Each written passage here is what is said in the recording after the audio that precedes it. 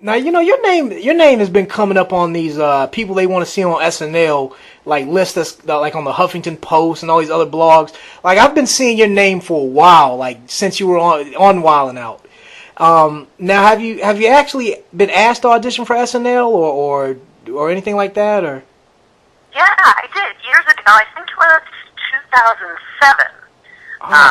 I auditioned for SNL, and I suppose I wasn't ready. It was right after Maya left, and they didn't. I don't think they ended up hiring anybody out of that batch. And then years later, when President Obama got elected, I found out through a woman who runs an improv theater. It's actually a strange story. A woman who runs an improv theater in Chicago was like, "Yeah, SNL is looking for you." And I told my manager, and he basically said, "Yeah, I've got somebody else who I'm trying to promote." He's like, which was, sort of a weird moment for me to find that out. So I lost touch with them at that point, which is, that's always a weird thing to have happen. But everything happens for a reason. Shortly after that, I had my daughter, and my life has gone, a different direction, and has grown. And I would certainly love to be on Saturday Night Live. I think that's a wonderful thing.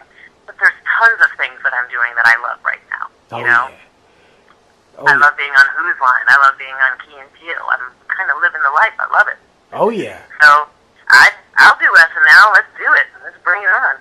Definitely. So now let me ask you, what was your audition like? How was it? I mean, can you talk about this? I think so. I flew to New York, and it was right there on the soundstage. And Lorne Michaels was there, and a bunch of other producers, and they were, sort of sitting in the shadows. And I went out and did, I think it was like 3 minutes, and I don't know how many characters and impersonations you have to do in that amount of time. But yeah, that was pretty much all it was. I think it was mostly impersonations, if I'm not. Okay, because that. Go ahead. I was just gonna say, it's funny. It varies with the people who show up. Like some people show up with like a full wardrobe of like costumes and wigs. And some people who are more like from Second City, where we don't really use props and stuff. So it's kind of you don't really know what they're looking for. And apparently, out of the bunch of people I auditioned with, they weren't looking for any of us. Oh. But yeah, it's a very weird audition. I'll just say because it's kind of like we're SNL, you come to us, sort of thing. They don't, whereas with other auditions, they're very specific with the character acts this way, and you have to say this, and with SNL, it's more of you're going to them, and at least I felt like it was, I don't know, more like just make us laugh and we'll see kind of thing.